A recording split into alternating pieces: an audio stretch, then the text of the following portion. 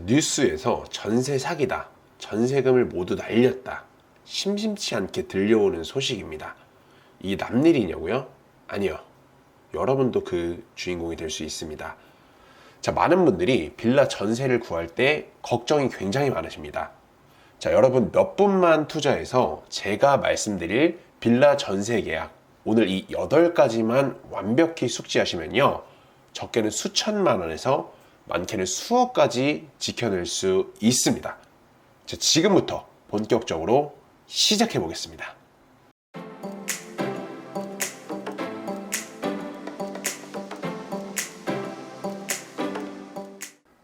챕터 1, 등기부등본 열람입니다.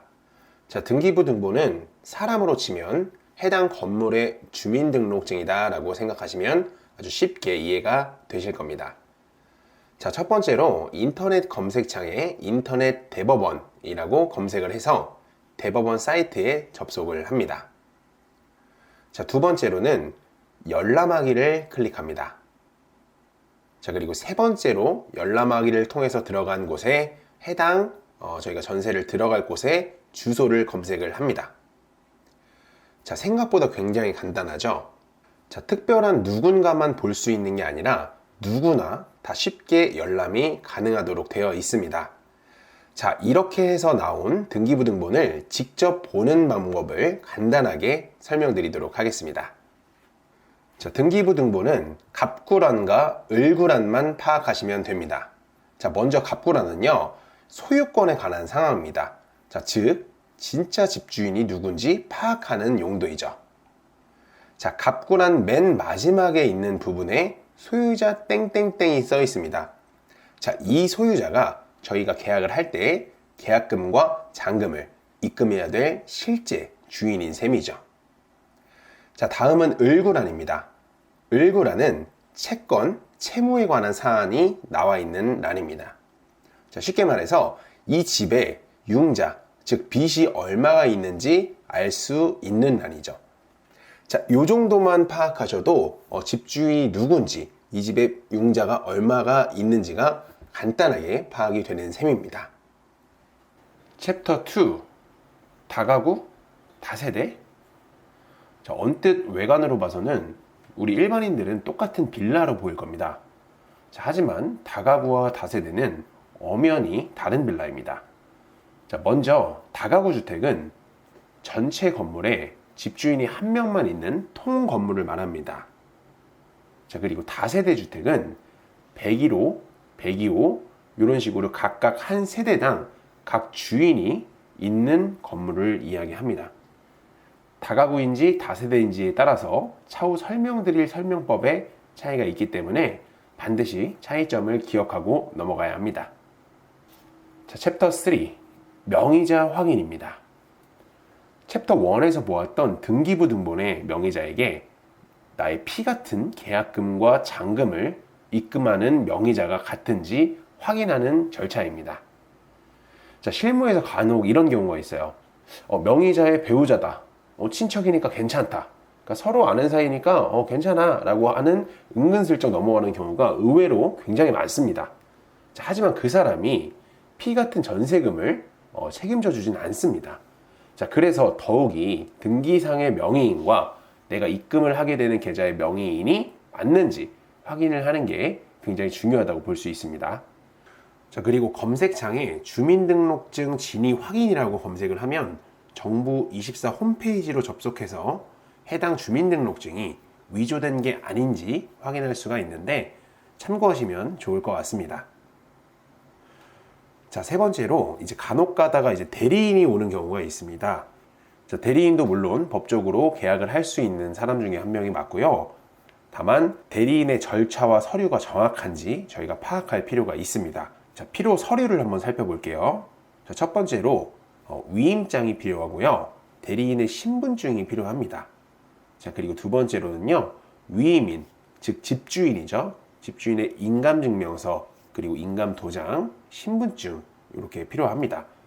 그리고 세 번째로는요, 위임장에 위임해주는 범위가 정확하게 명시가 되어 있는지, 이 대리인이 전세계약을 대리로 체결할 수 있는 권한이 있는지 확인하는 절차가 필요합니다. 자, 이 세 가지 절차를 전부 확인했다고 해도요, 마지막으로 실제 집주인하고 통화를 하여서 위임한 내용이 맞는지 더블 체크하는 게 굉장히 중요합니다. 자, 챕터 4 선순위 임차인 확인입니다. 자, 방금 챕터 2에서 다가구 주택과 다세대 주택을 분류한 이유이기도 합니다. 자, 다가구 주택의 경우 집주인이 한 명인 통건물이라고 말씀을 드렸는데, 해당 주택 각각 호실에 나보다 먼저 들어와 있는 임차인들이 있습니다. 자, 그걸 선순위 임차인이라고 하고, 가장 먼저 들어와서 임차인의 지위를 갖춘 사람부터 1번, 2번, 3번 이런 식으로 분류를 합니다. 자, 해당 주택이 만약 경매로 넘어간다 했을 때 이 경매 낙찰 대금에서 1번, 2번, 3번 이렇게 순서대로 대금을 빼주게 되는데요. 만약 경매 낙찰 대금이 낮게 측정이 돼서 내 앞순위에서 끝난다면 나는 그 보증금을 돌려받지 못하는 최악의 경우가 발생되는 거죠. 자, 해당 주택의 내 선순위를 알기 위해서는 관할 행정복지센터로 가서 임대차 정보 제공 요청을 해야 됩니다. 자, 하지만 임대차 정보 제공 요청은 아무나 할 수 있는 건 아닙니다. 조건을 한번 살펴볼게요. 자, 첫 번째, 임대차 계약이 아직 체결되지는 않았지만 임대인의 동의를 받은 경우. 자, 그리고 두 번째, 이미 계약이 체결된 계약서를 제시하는 경우. 자, 두 번째 케이스 같은 경우에는 임대인의 동의가 없어도 정보 제공을 받을 수가 있습니다. 자, 이렇게 이 두 가지 요건을 가진 사람은 정보 제공 요청을 할 수 있고요. 자, 지금부터 아주 중요한 포인트니까 잘 들으셔야 됩니다.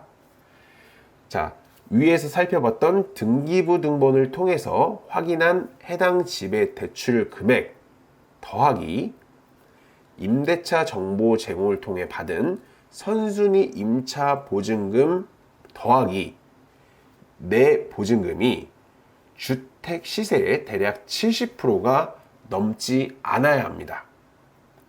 자, 단 시세의 70%라는 건 경매 낙찰 대금과 건물의 감가상각 등을 감안해서 말한 것이니까요. 지역별로 약간 차이가 있을 수 있습니다. 자, 그럼 우리 동네의 금액을 알아봐야겠죠? 자, 그래서 준비했습니다. 자, 챕터 5 경매 낙찰가 및 시세 알기. 자, 당군 1에 시세를 파악하기 가장 좋은 사이트는 밸류맵이라는 사이트입니다.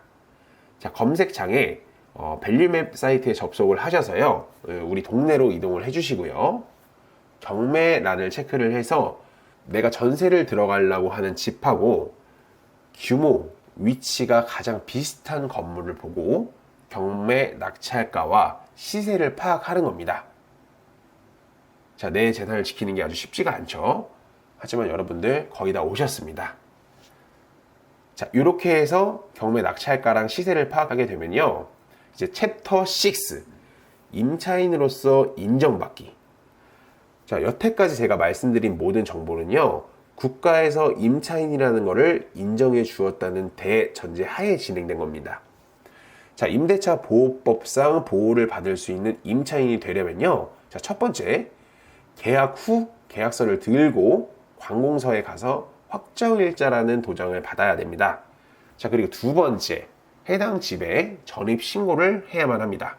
자, 그리고 세 번째, 실제로 그 집에 거주를 해야 합니다. 자, 이렇게 세 가지 조건이 갖춰지게 되면요, 국가에서 인정하는 임차인이 되고요, 이 조건은 반드시 동시에 충족해야 된다는 점 기억해 주시면 좋겠습니다. 자, 챕터 7 전세계약 특약사항입니다.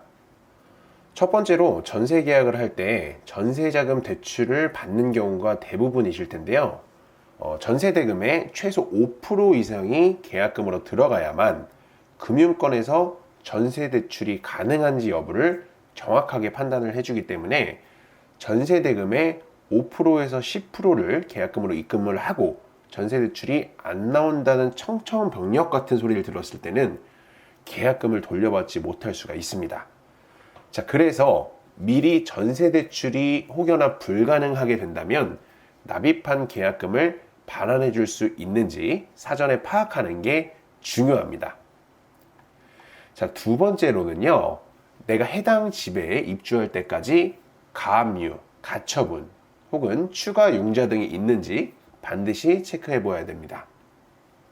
자, 이사 가기 전날과 당일날 등기부 등본을 추가로 열람해서 확인하면 좋을 것 같고요. 자, 계약서 특약사항으로는 입주 시까지 관련 사항은 변동이 없는 계약으로 넣어주시면 아주 좋을 것 같습니다. 자, 그리고 마지막 세 번째로는요, 분쟁이 많이 생기는 부분이기도 한데요. 이제 중대한 하자에 관련된 부분입니다.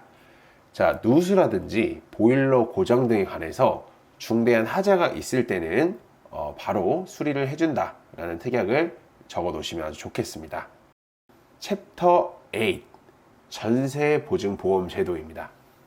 자, 전세 계약이 종료될 때 임대인이 임차인에게 전세보증금을 반환하는 걸 책임지는 제도라고 생각하면 좋을 것 같습니다. 자, 임대인이 보증금을 안 주게 돼도 보증사에서 대신 보증금을 내어주고 임대인에게 청구하는 식이라고 생각하면 될 것 같습니다. 현재 전세 계약 기간 중이신 분들도 아직 늦지 않았습니다. 내가 전세 잔금을 지급한 날과 전입신고를 한 날 중 늦은 날을 시작으로 계약 기간의 절반이 지나지 않았다면 보증보험 신청이 가능합니다. 자, 보증기관은 허그, HF, SGI 등이 있습니다. 자, 이렇게 여러분들 오늘 빌라 전세로 들어갈 때 주의를 하셔야 되는 상황 8가지에 대해서 알아봤습니다. 자, 생각보다 쉬운 듯 하면서도 쉽지 않으셨죠? 중개를 해주는 공인중개사들도 있지만 내 재산은 내가 반드시 알고 지켜야 한다는 신념하에 영상을 제작해 보았습니다. 자, 많은 도움이 되었으면 좋겠고요. 자, 이상은 이부자리TV 박소장이었습니다. 감사합니다.